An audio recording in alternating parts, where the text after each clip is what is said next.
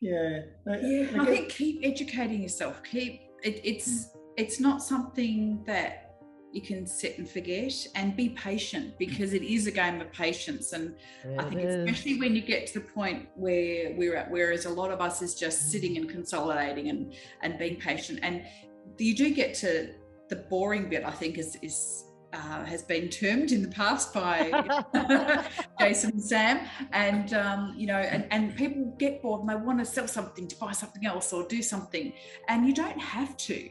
You're listening to Property Investor Tales, stories from the front yard. Here's your host, Tabitha Bright. Hello and welcome to Property Investor Tales, stories from the front yard, where I get to speak to property investors from around Australia about their investing journey. My name's Tabitha Bright and I'm the head of coaching here at Positive Real Estate, where we help people build wealth through property. With over 8,000 clients across Australia and New Zealand, there are some incredible stories to tell, which hopefully make your investing journey that little bit easier and will inspire you along the way. So my guests today are Carolyn and Craig Bounds, and we discuss how important team are, joining the 1% Club and what that means, and about how you get back what you put out there. All important lessons for sure. So enjoy this conversation with Carolyn and Craig. Hey folks, Tabitha here with another podcast. I have with me today the fabulous Craig and Carolyn Bounds. Now, they've been with the program. How long have you been with the program, guys? 6.5 years. 6.5 years. So first of all, welcome to the podcast. Awesome to have you here. Yeah, thank you. Lovely to be here. And we're going to discuss a little bit of your investing journey, because Carolyn, when we were chatting before, out of recording, of course, the best stories always come when you're not recording. You were saying that you were a real skeptic in particular. Tell me a little bit about that. Oh, yeah. I was super skeptical about this whole thing. We were in the process of upending our lives because Craig had just got a new job in Sydney and we were about to move all our family over there. And he'd been talking, as you do when you're in your 40s, you start talking about what, when you'd like to retire and what you'd like to do and how you're going to fund said retirement. Yep. And Craig said he'd like to look at investing in real estate.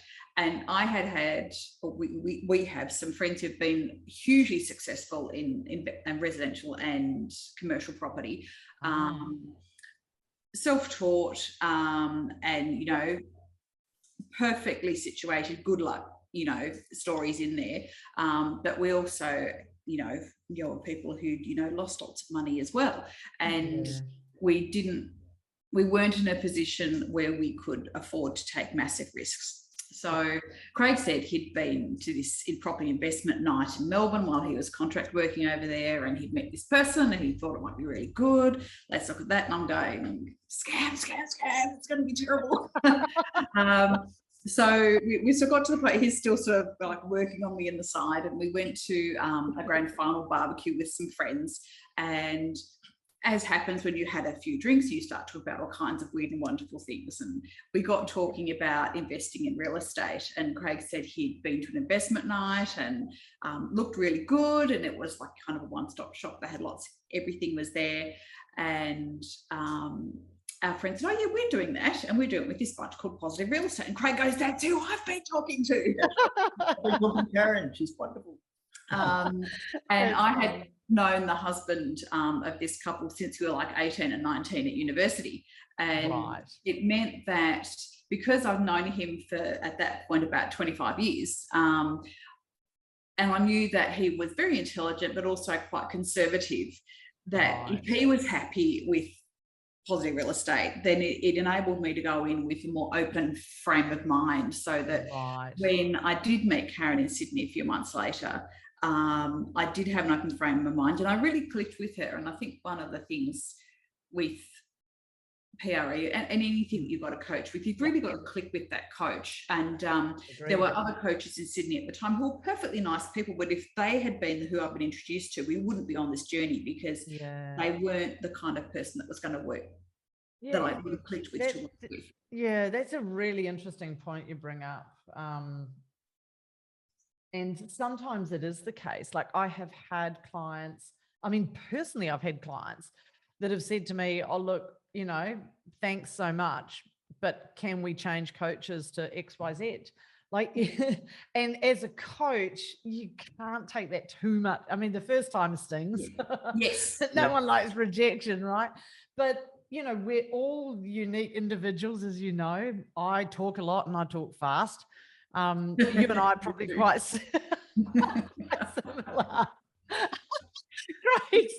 Well, I hand the mic to you in a second, Craig. And you know, and that's not for everyone, right? Sometimes you need people at a different pace. You might want, you know, you might want female, you might want male, you might want an age group, you might want a certain style of investment experience. And so it is really important. And I just wanted to highlight that because I think for anyone out there that is looking at coaches, like Positive have, I think there's a team of 10 or 11 coaches nationally, and everyone's very different. So always sing out if what the company offers is of interest, but the person you've met isn't quite clicking with you, just sing out. You can reach out to myself and the team.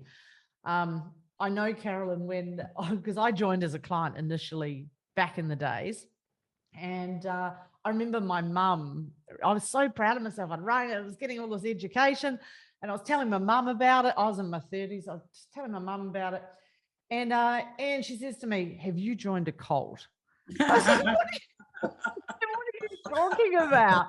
She goes, you haven't given them money, have you? You've joined a cult. And I was like, Mum, for goodness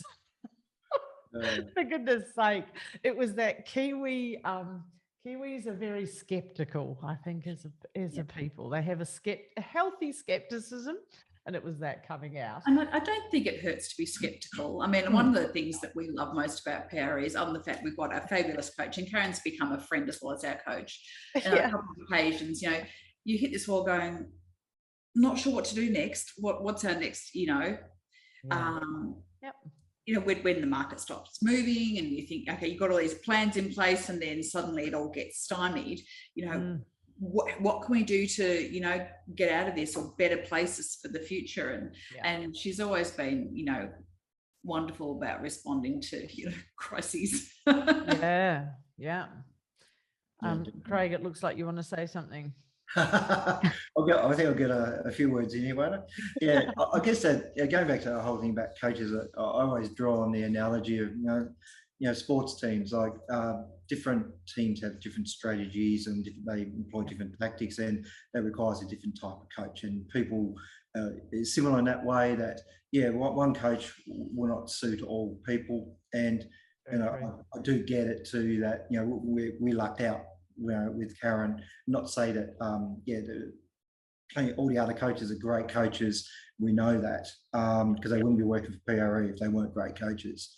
And you know, we lucked out with Karen. Got a gym first up, but knowing that that we understand that sometimes coaches might not quite work for people, and you have a great pool of coaches as well, and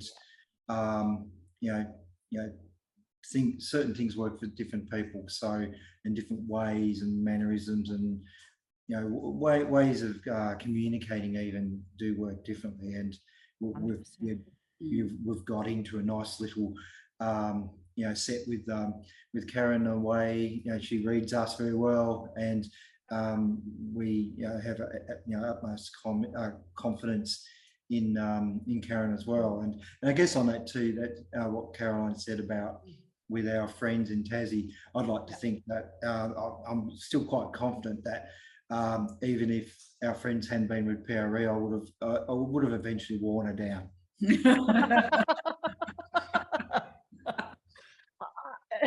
Yeah, I don't know if I'm that confident. We jest. It might take a bit longer. It would have taken a bit longer, but I had a certain desire. You know, I wanted to.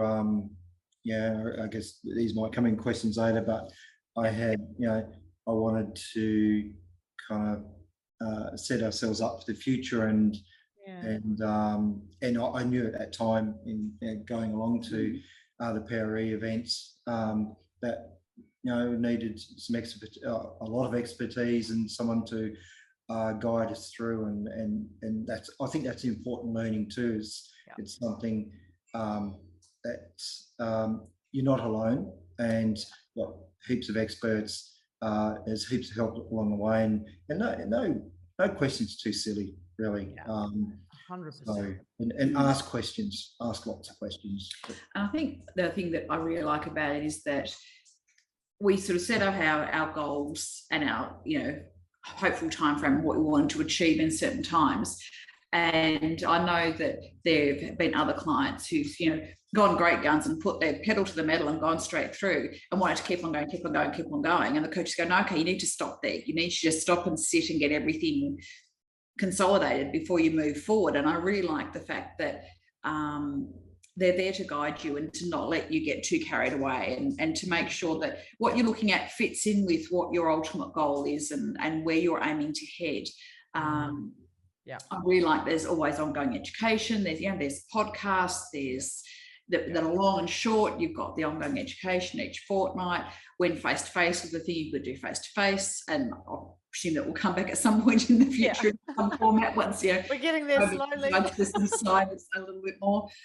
So I think there's lots of options there. There's lots of books. There's lots of different ways to educate, which I think caters to lots of people's ways that they like to be educated, because some people like to listen, some people like to read, some people like to do, and the fact there's all these different options I think is wonderful. And I love the fact that it's a one-stop shop from the point of view that you've got contacts for mortgage brokers and conveyancers. And I mean, the conveyancer we've used for almost all our PRE stuff we use for our personal property, and all the tips and tricks and things that we had learned in our first year and a half or so with PRE, we used when it came to buying our own PPOR in Sydney, which was part of our longer term investment strategy, because we're not going to stay there. We're not going to live there permanently and retire there. It's not part of our plan, but we didn't want to be wasting an awful lot of money each month on rent. We would rather, because we could find a house that wasn't the perfect house, but it would do, and it had lots of opportunity to value add, and the mortgage was the same as our rent. So at least we're putting money into ourselves rather than into money. So that's all sort of CGT, free while you're living in it. So that's right. Yes, yep.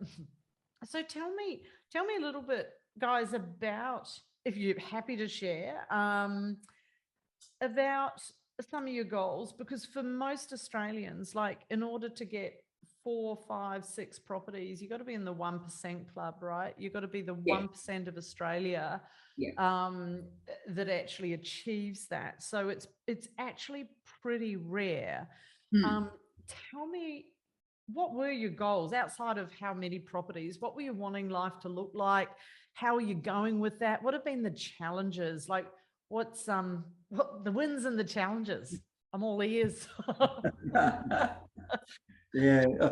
guess I can start. I guess one of the key goals for me was not to retire at 65. I wanted to retire much earlier. Right. Yep. Certainly not past 60. I kind of got as a lot of life to be lived, and I kind of always thought, retiring maybe 57, 58 would be nice, or at least getting into that semi-retirement between 55 and 60. So that was certainly one of the goals, and obviously along with that, and you've worked very long hours for many years. We probably worked out. I'm not alone here. A lot of us are like this, that you kind of tally up all the extra hours you do per week and think, okay, I'm nearly 54. Okay, I'm actually 60 in work years. I think you've spent all that time and think, that's why I feel so tired. But a lot of us are like that. We work grind ourselves into the ground for family and for eventually for our retirement with family. That was quite to retire earlier than the norm, and I guess the norm it's something that's changing anyway. Perhaps Caroline, your retirement plans? Yeah, so I'll end up retiring a little bit later because I work for one of my very best friends who's more like my sister than my friend, and I work remotely for her. And although it's her business, I feel a great deal of ownership to it because we've been in it since the word go. So because it has a great deal of flexibility, I anticipate, I'll keep working with her until she wraps it up, whenever she chooses to retire. And that's so it'll probably be a bit longer. But then I also had the wonderful opportunity to be a stay-at-home mum with our kids for over 12 years. So that's sort of, I mean, and my superannuation was absolutely, it was like this much, and breaks was like this much. So we actually set up an SMSF as part of our strategy as well. So we've got a couple of properties in there, and we've got some shares and that kind of thing. And some whiskey. And some whiskey. and some whiskey. And some whiskey. The SMSF is self-managed super fund. Super fund, yes. Yep. Affectionately known as the Smurf. Oh, yeah. So whiskey, I'm still stuck on whiskey. We have friends who old workmates of Craig's, who set up a distillery in Tasmania, and the chief distiller has worked for several whiskey distilleries in the past, including ones that have won awards. So when they were setting up the distillery, and they've been at it a couple of years, and maybe 2, I think the first barrels were coming up to maturation. And we had a taste because we had friends who had bought barrels when they started, and they mentioned that they would like to try doing a really big barrel. It has to sit for at least 10 years, usually 12 or more.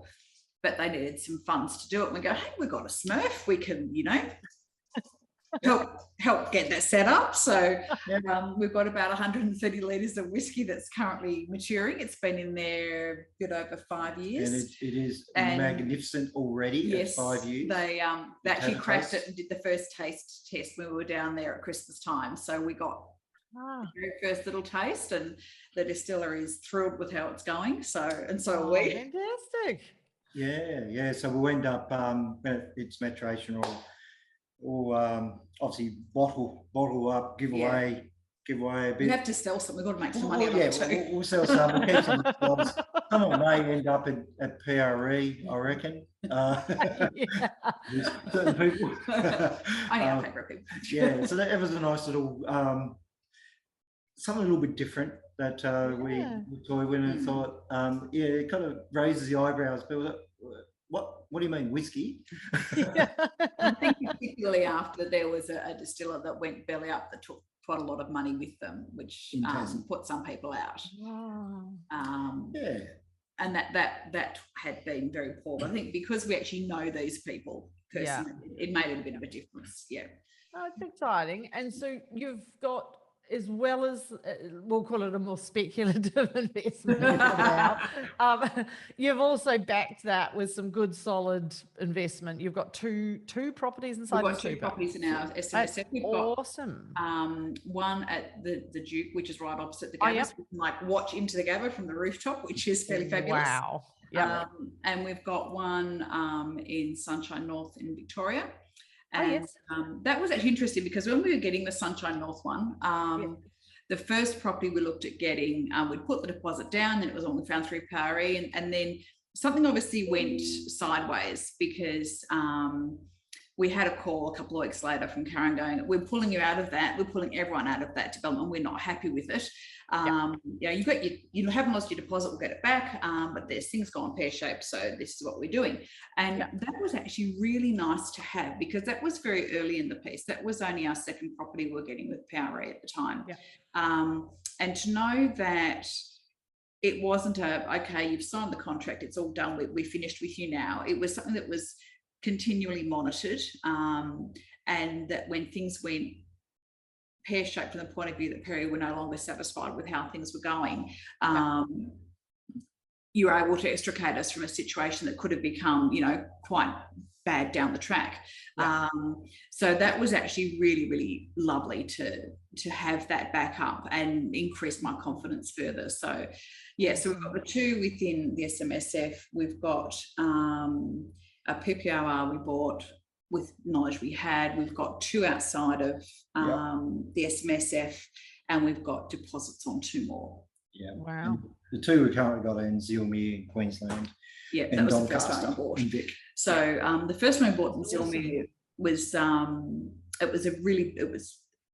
only like 6 units in the little thing, and it was pretty basic, but it's fairly near the city, and it's right walking distance to the train station. It's very much a bridesmaid suburb, so it's right next door to Chermside. So Chermside's sort of coming up and at them, and Zilmi is sort of the next one up, I would imagine, as gentrification moves through there. So it's quite a spacious little two-bedder overlooking a bit of bush, so it's got a nice outlook and things. Awesome. And then we'd had that for less than a year and a half, and we were changing mortgage brokers and getting some stuff redone. So I've got a headache stuck in my glasses, and we got an insane valuation on it. I mean, utterly nuts. So Karen goes, "Okay, let's rip all the equity out straight away." So we got this insane valuation, ripped all the equity out, which then was able to get our second investment property, which is in Doncaster in Melbourne, and then enough to put a deposit on a PPI as well. So as I said, it was nuts. So that particular property is now ridiculously negatively geared, but it did its job from the point of view that we had a massive valuation, got equity out. It now just chucks along. And it enables, exactly. I mean, your next property. And so I guess for people that might be new to the whole concept of investing and how it works and where you get your deposit funds from, what these guys have done really well is they bought a property. It happened to go up in value. Sometimes when properties go up in value, they can be a slow climb. Other times they can almost seem to like add 20%, 30%, 40% overnight, it feels. And for you guys, you got a great result in a very short period of time. So that means that we can pull equity out. So that's some of the profit that they've made in the new valuation. You can get another mortgage on that, pull that out, and use those funds as deposits for your next property. So it's a very common strategy to recycle equity and use it for your next deposit. So congratulations. It saves you saving more and more and more, or using funds against your own principal place of residence, which not everyone wants to gear up their home. Exactly. There can be some discomfort around that. So that's awesome. And then, so you've got two that are yet to settle, so they would be off the plans. And tell me, how do you feel about off the plan? And were you originally comfortable with off the plan? Because I know a lot of people can be quite uncomfortable with off the plan as an idea. No, off the plan doesn't really worry us per se. Because both of our SMS properties were off the plan. So Sunshine North had a fairly quick settlement that was already being partially built when we got into it. The Duke was right from the word go. So we'd put the deposit down. It was like a year later that we had to settle on that. And buying property with an SMSF is a different ballgame to buying it outside. So you'd be aware. And for those who are watching who haven't played with that, there's whole different setups from legal entities and how much deposit you need and how much you can have. So between settling Sunshine North, we only had to have a 20% deposit, and then settling on the Duke, we had to have a 40% deposit. So we need to sell some shares just to make that extra bit up, because we had money allocated for it, but because the borders had changed, we needed to play with that. So we did that, but that's been great. So and of course, the advantage of having a bigger deposit is it gets paid off faster because you get better cash flow. So, that's right. That's right. So so we're quite happy with that. So cruising along very nicely at the moment. And where did you say your off the plans were? So the next one coming up is Canberra, which is Black Diamond. Oh yes, and there's been some great results on that. Has the team kept you in the loop on that? We've got emails and stuff through from that. Last one came through while we were away, so I need to go back and read that again. And the next one is one we're most excited about, and that's an ARIA that we got into Trellis. Which we're very excited about. We're very keen to get one of those, and that's one of those places that we would like to potentially use as a winter residence, having a Tassie one. But Tasmanian summers, as all our family is down there, and that's where we're from originally. So we've got between us, we've got 4 brothers, and they've all got partners and kids, and So we've got nieces and nephews floating around the place, and my parents are still with us, and they're down there as well. So that's fabulous. In Tassie, we do have summers, and we actually probably had a better summer in Tassie than they did in Sydney. Oh, that wouldn't surprise me. Seriously, being a Victorian and a Kiwi who has been hassled about the weather since for eons, I would support Tasmania in that claim. I mean, look at what's happened recently. Every time I go to Queensland, it's raining. I am yet to have an unwet summer up there, but no one believes me. Yes, so we're very excited about that one. So so that means that we've basically been sitting for a while because we bought our primary place of residence in Sydney 4 years ago. So part of our investment plan was to renovate that and value add to that. So we poured quite a lot of money into that because we wanted to value add for resale down the track, but also so we can enjoy living in it. So we've got new kitchen, new bathroom, outdoor area, garden's been done, swim style's done. We've just got carpet and painting to finish off, and that will be done within the next couple of months. So wonderful. That's going to be nice to enjoy the finished product. The fruits of your labour. Something like that, yes. In Glenwood is the suburb we're in, Glenwood has gone pretty well. A lot of Sydney's gone pretty well, but we've been pretty happy with where we got to in Glenwood. It's what we could afford at the time. And it was right next door to a very expensive suburb that has priced a lot of people out. So the perfect bridesmaid suburb positioning. Public transport was coming in. So the new metro runs right near us. You can walk to the train station. Fantastic. And you're renovating in a rising cycle, essentially, in a cycle where there's not enough supply for the demand. Which of course is the perfect time to renovate because it's like just takes off. So because when we bought at the very top of the last cycle, and it was like parts of Sydney were going, oh, you've lost 20%. I said, well, no, there was maybe 2% downturn, which just simply meant that as we put the kitchen, the original plan being like, okay, we'll do the kitchen because the kitchen was terrible. I swear it was the worst kitchen in the entire suburb. So we'll do the kitchen and then we can rip some equity out and do the next bit. And the next bit, and of course, that didn't actually happen because the housing cycle went down and the banking loaning cycle decided to have its tighten up, which of course it does periodically. So it was kind of the perfect storm of not getting everything done we wanted to get done as fast as we wanted to. So it's taken a bit longer, but that's okay. Yeah. Oh, well, congratulations. And it'll be interesting to get a valuation once you're done. We had it when we actually had a market valuation done just a few weeks ago. And that's... You were happy? Oh, very happy. I had an estimate from watching the market what I thought it was going to be, and I was pretty much bang on. So awesome. It's a nice feeling when you feel like you really have the market dialed as well, when what you're thinking it is reflected in the valuation. That's always nice. And as most property investors do, you tend to, realestate.com's on speed dial and your favorites and your browsers. So you tend to, look at the areas that you invest in and see what they're doing on a regular basis and just touch base with them. So I'm also addicted to SQM research. I'm always tracking the vacancy rates to know when I can get my rents up, and usually, as we know, the tight vacancy rates will preclude some capital growth, so that's exciting. And then what sort of challenges have you had? Have you had many challenges, or you guys have had a pretty straightforward? The biggest challenge has been watching all these fabulous properties be offered to go, we can't afford that, we can't afford that, we can't afford that. Can we have that one, that one, that one, that one, that one, and that one? I'm just like this. When Sam presents every mentoring, I'm just like, la, la, la. It's got a nice to have challenge, I want. But I guess for start, the last 2 and a bit years has been a bit interesting, but it probably hasn't been so much a challenge for us, but it's a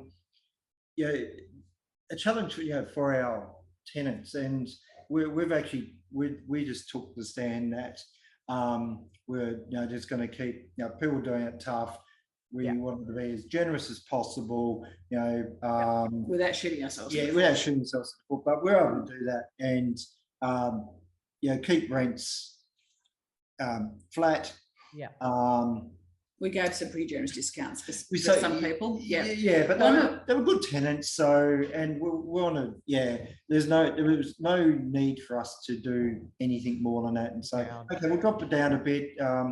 And we were quite proactive. As soon as COVID hit, we sort of said to reach out to our private and said, look, if any of our tenants are having issues, please let us know. Don't wait for them to come to you, touch base and say, you know, things are going wrong. We want to know up front. And the first one, she came back and sort of said, my rent's this much, I can afford to pay this much. And we said, well, don't, you know, cut yourself too short, make sure you got enough for food each week. So we sort of knocked another like $25 a week off, so that to try and ease that, which we're very happy to do. And that was, you know, all our we had one that didn't request anything, and that was fine. But the other three we were happy to negotiate with. And as we come and go, going, yep, no, we can up a little bit more now. We've got this much back. So we were happy to negotiate through that. And only one tenant elected to leave further down the track. The others have all stayed, which has been really nice. So, that's good. But we understand too. We're fortunate to be able to be in a position to do it, because not everyone's in that position. No, that's right. You know, we were lucky that our jobs weren't affected by COVID. We were both very fortunate in that regard. But it's certainly understandable. There are plenty of others, you know, doing a lot tougher, done a lot tougher than us. Be it, you know, landlords and tenants as well. There's been quite a few challenges, but fortunately we've been okay there. And I guess with you know, some challenges can be, you know, real estate agents, but ours have been. Our property managers have been marvellous, and the one time we did have issues, ironically, one of our other managers had reached out to us, said, look, are you okay with this one? So we've had some people who've been having some problems with that one now. Well, at the moment we're fine. And then the following week we did have an issue, and you know, they just didn't return our calls. Now, I know people get busy, and I'm happy to give, you know, 24 to 48 hours. But if I'm not hearing that, and I've sent off, you know, a phone call and a text message and email, and I'm not getting a response back, then I'm not going to maintain with that. So, so we just changed our property manager to one we already use, which is one of PRE's recommendations, which is fine. So, we've got 3 of our properties through RNW, and then one through the Duke has their own management scheme, and she has been she's been the same manager all the way through, and she is absolute gold. So it's good when you're able to maintain that relationship, isn't it? Oh, absolutely. And when we went up to Brisbane a few years ago, we hadn't met her, and we hadn't actually seen our apartment either. And we sort of touched base, said, look, you know, we're coming up, we'd just like to meet you, because, you know, we email all the time. So we rocked up with, you know, a nice bottle of bubbles and a thanks very much. And it was heading towards Christmas. So that was really nice for our touch base. And she was able to arrange with the tenants for us to have a quick squeeze around the apartment as well. So that was really nice to be able to see not only the amenities of the complex, but actually see, you know, our place. So that was really nice. What I'm seeing from you guys is a focus on relationships and building relationships. Very much so. And I think, and I want to highlight this because I'm looking for the lessons and the stories that you're telling me. And so I'm a big believer in this myself, and I know you were about to say something, Craig. I'll just chip in really quickly here. That's right. Yeah. And just highlight this for everyone, because I mean, I've had, like yourselves, property managers. One lot I had for about 12 years, I think, the same property manager, which was phenomenal. And every year I would send them something, and there was never anything too big or too small that they wouldn't do for me. And, you know, through COVID, they were very proactive managing the tenants, like yourselves, where you can assist, because we had property in Bateman's Bay where the fires went through. So we had tenants not only COVID impacted, but fire affected, and you know, with some trauma with the community. So Our tenants were very good because the property manager was so adept at managing them, at just saying what they needed, but not being silly about it either. There was a real give and take that I felt. When you've got good team and you foster those relationships, it pays so many dividends over the long run. It's, the money you spend changing managements and lease fees and tenants and, you manage a good team.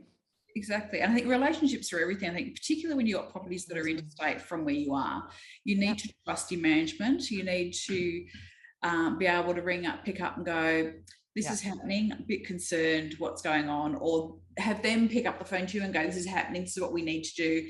Or, this law has changed in Victoria or Brisbane or whatever, we need to do this now. Yeah, we can arrange this for you. This is what it's going to cost. This is when it's going to happen. Awesome. Go forth and then do it. And I think having that, I think for us, relationships are important in every part of our life and how we do things, and that's how we do things. And I think that by fostering those relationships, yes, it takes time and effort, but in the long run, it pays dividends, and not just from a personal perspective and creating new friendships and things. But if you get stuck with something, there's options of places to turn and people who are willing to help. And I think if you've helped people, they're happy to reciprocate or know that they can call upon you if you need help down the track. Yeah, no, absolutely. What were you going to say earlier, Craig? Oh, yeah, it's probably just a couple, and I'll probably just add to that relationship thing as, mentioned before about relationship with the tenants. I guess different people will deal with tenants in different ways, and, some people, and there's no right or wrong way as long as, it's respectful to the tenant. But, some people, it's an income coming in. They let the agent, let the manager worry about the tenant relationship. But I think in all things we do with our, we don't know the tenants on a personal basis, but we always put ourselves, okay, how would we feel in that situation? I think it's really important that the all-round relationship. You have great tenants, happy tenants. It's a good overall great arrangement for everyone wins. We've had one poor tenant, so we had bent her backwards when they asked for help, and that was great. Then they turned around and were very abusive to our property manager, which we were really quite unhappy about. So then when they said they wanted to break their lease, we said, yep, that's fine, but you just need to be aware if you're breaking the lease, you'll be responsible for the rent until someone else comes in. So we strongly suggest that, you liaise with the agent to have open homes and minimise that crossover. But that was the only one we were sort of being fairly happy to see the back of. In fact, the people that took over was a young married couple who'd had trouble getting a rental because they didn't have a rental history. They'd both left their parents' homes to get married. And we go, let's give them a go. We were in that position once upon a time, and it's nice to be able to do that. It is. I remember arriving in Australia and having to start with no credit history and no anything. I remember we had no debt. Could evidence we were saving like a decent amount each month. We were young. We didn't have a lot behind us. We both had good paid employment, and I couldn't get I couldn't hire a fridge because I didn't. You know what the thing was? I didn't have a credit card. No, because I didn't believe in debt at the time. This was when I was really young and stupid. So I didn't believe in debt. I saved everything instead of had credit cards. And so I had to go and get a credit card so I could borrow money, hire a fridge. And of course, credit cards are one of the worst things to have. And that's one thing that we were very glad to cut up our last card. Yeah, we're keeping a little plastic container in our study desk so we could kind of rattle. As we cut it up, we'd sit down and the picture, we just put another one up. Sorry, you go, Craig. Oh, so I was just about to say, on that challenges piece, that said that we haven't had any, great challenges, but obviously we do have one we're facing at the moment because, as I think Carol mentioned, I've been made redundant at the end of April. So So as you do, we took it out on the travel industry and went to Hawaii. National person in Hawaii. But no, that's a bit of that's got to be a challenge for us to, obviously looking for new adventures, etc. But obviously there's a challenge there because we do have property coming up. So I had made a mental note of that. Yeah. Yes, I was like, that could be the challenge. And I said to Craig, we have to let one go. We'll let in Canberra because we want Maria. Yeah, so that's a challenge for us at the moment. And I hope it work out, but maybe it won't. But it's not going to be the end of the world if it doesn't. We have someone who gleefully take that off our hands. Yes, and I think that's the other positive with Perry, that we know that there have been times where things like this have happened to other clients, and we know that if we can't complete Perry, we'll do their utmost to find someone who can take that over. And because of relationships that Perry have with the developers and the builders, it's likely that they can do that without us losing our deposit.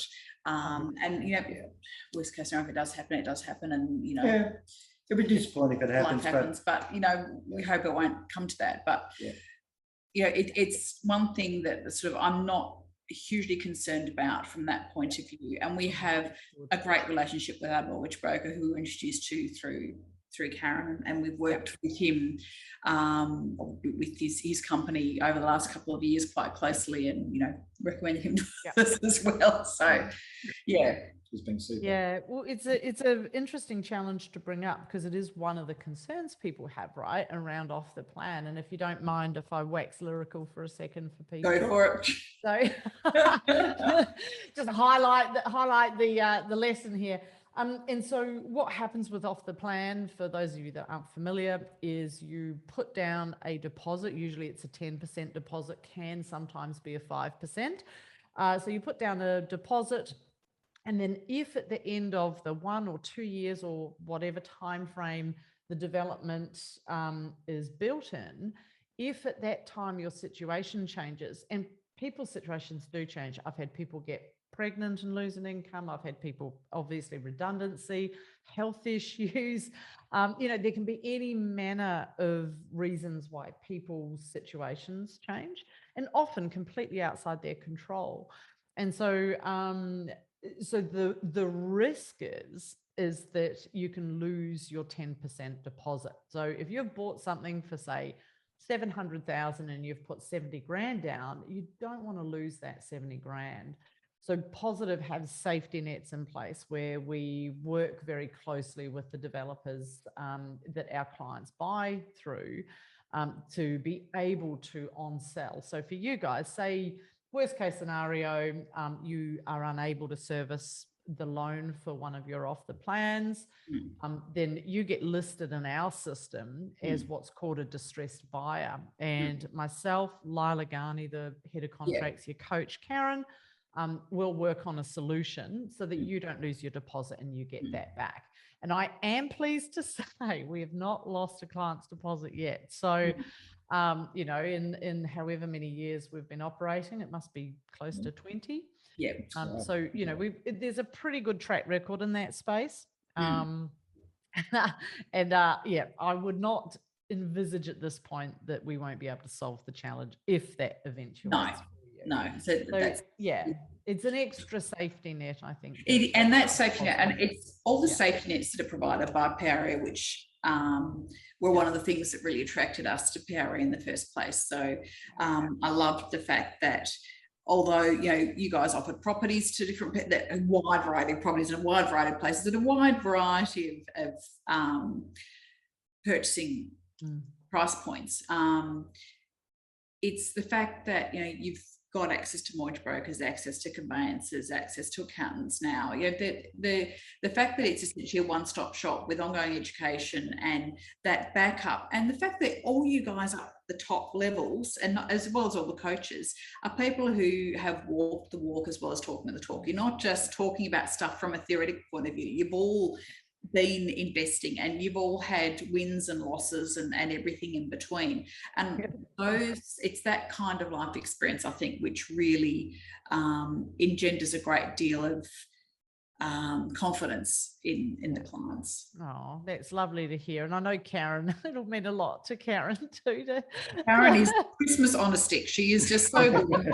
And, other than the fact she's a fabulous coach, we do really count her as a friend. Oh, she's a special one. She's my running buddy in the group. She is. I'm very impressed with running. I said my dad was a marathon runner. I know it's a special kind of nuts to do that. It is. And pre-rheumatoid arthritis days, my joy was I wanted to run 5Ks comfortably, and I used to do my 5K run for my warm-up, and then I'd do my hour's weights, and it was wonderful, and I loved it. And then when I was diagnosed, I said to my roomie, "So can I still do that?" He goes, "Yeah, sure, if you want to end up in a wheelchair in 10 years." I go, no. So the running went by the wayside, and the weights went by the wayside, and now it's more lots of swimming and Pilates and yoga type stuff instead. So and not quite as slim, trim, taut and terrific as we used to be, but that's okay. We'll get older. Nothing wrong with curves. No, I said it's good he must likes curves because he's got plenty of them from me. You guys are funny. Alrighty. And so in wrapping up, I guess if that classic podcast question, so if you could go back in time and young Caroline and young Craig were looking at getting started on their journey, what advice would you like to give to yourselves? Do it 20 years earlier. As early back as you want to go. I think if with the information we had now, we should have done it many years ago. Let's say 20 years ago when there's a fledgling company started up. 100%. Yeah. But I just look at some of the younger clients coming through and think, oh, you guys, they are set. You're set. You've got it. You're in a good space. Good on you. Well done. Wish we had it on it. About the same age as you guys. Been thinking that way. Yeah. And I hope that our kids have watched what we do. And they go, "I want to be able to afford to buy." I said, "Well, yeah," and there's things like that come up, like property circles, which are where friends or even people who don't know each other put in, pool money to get a deposit to put in something together, and things like opportunities like that, which people don't think about, which is getting into property outside of the box, to help our kids move forward and things. But I think keep educating yourself.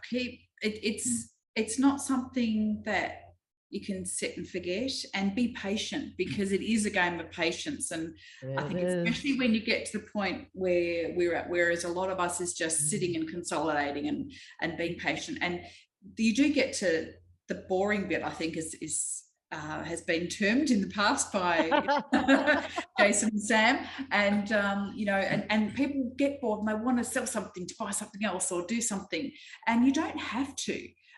It's a matter of buying well and only ever strategically selling, I think was how we might have slightly tweaked Jason's little saying.